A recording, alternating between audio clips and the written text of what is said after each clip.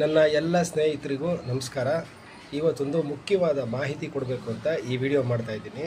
ಅದು ಏನು ಮಾಹಿತಿ ಅಂದರೆ, ಧರ್ಮಸ್ಥಳಕ್ಕೆ ಬೆಂಗಳೂರಿಂದ ಹೋಗಬೇಕಾದ್ರೆ ತುಂಬ ಕಡಿಮೆ ಸಮಯದಲ್ಲಿ ಮತ್ತು ಕಡಿಮೆ ಖರ್ಚಿನಲ್ಲಿ ಹೋಗ್ಬೋದು. ಅದು ಹೇಗೆ ಅನ್ನೋದ್ರ ಬಗ್ಗೆ ನಾನಿವಾಗ ಈ ವಿಡಿಯೋನಲ್ಲಿ ತಿಳಿಸ್ಕೊಡ್ತೀನಿ. ಅದು ಹೇಗೆಂದರೆ, ಬೆಂಗಳೂರಿಂದ ಧರ್ಮಸ್ಥಳಕ್ಕೆ ಹೋಗೋರು ಸಾಮಾನ್ಯವಾಗಿ ಬಸ್ನಲ್ಲಿ ಅಥವಾ ಟ್ರೈನಲ್ಲಿ ಹೋದರೆ ಸುಬ್ರಹ್ಮಣ್ಯ ರೋಡ್ ಅನ್ನೋ ಒಂದು ರೈಲ್ವೆ ಸ್ಟೇಷನಲ್ಲಿ ಇಳಿದು ಅಲ್ಲಿಂದ ಮತ್ತೆ ಬಸ್ಸಲ್ಲಿ ಹೋಗ್ತಾರೆ.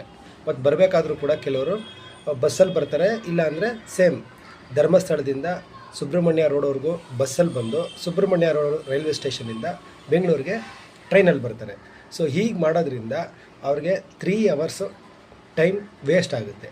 ಸೊ ನೀವು ಟೈಮ್ ಉಳಿಸ್ಬೇಕು ಅನ್ನೋದಾದರೆ ನೀವು ಬೆಂಗಳೂರಿಂದ ಧರ್ಮಸ್ಥಳಕ್ಕೆ ಹೋಗೋರು ಬೆಂಗಳೂರಿಂದ ಸಕಲೇಶ್ಪುರಕ್ಕೆ ಹೋಗೋ ಟ್ರೈನ್ ಹತ್ಕೊಂಡು ಸಕಲೇಶ್ಪುರದಲ್ಲಿ ಇಳಿದು ಸಕಲೇಶ್ಪುರದಿಂದ ಧರ್ಮಸ್ಥಳಕ್ಕೆ ಬಸ್ನಲ್ಲಿ ಹೋಗಬೇಕು. ಹೀಗೆ ಮಾಡೋದ್ರಿಂದ ನಿಮಗೆ 3 ಅವರ್ಸ್ ಟೈಮ್ ಸೇವ್ ಆಗುತ್ತೆ.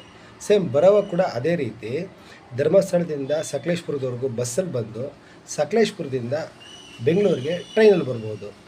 ನೀವು ಟ್ರೈನ್ ಎಷ್ಟೆಷ್ಟು ಗಂಟೆಗೆ ಇದೆ ಅಂತ ನಿಮಗೆ ವೇರ್ ಈಸ್ ಮೈ ಟ್ರೈನ್ ಅನ್ನೋ ಒಂದು ಆ್ಯಪ್ ಡೌನ್ಲೋಡ್ ಮಾಡಿಕೊಂಡ್ರೆ ಅದರಲ್ಲಿ ಕ್ಲಿಯರಾಗಿ ಡೀಟೇಲಾಗಿ ನಿಮಗೆ ಟ್ರೈನ್ ಎಷ್ಟೆಷ್ಟು ಗಂಟೆಗೆ ಇದೆ ಅಂತ ನಿಮಗೆ ಗೊತ್ತಾಗುತ್ತೆ. ಸೊ ಈ ಮಾಹಿತಿ ನಿಮ್ಗೆ ಇಷ್ಟ ಆಗಿದೆ ಅಂತ ಅಂದ್ಕೊಳ್ತೀನಿ. Thank you.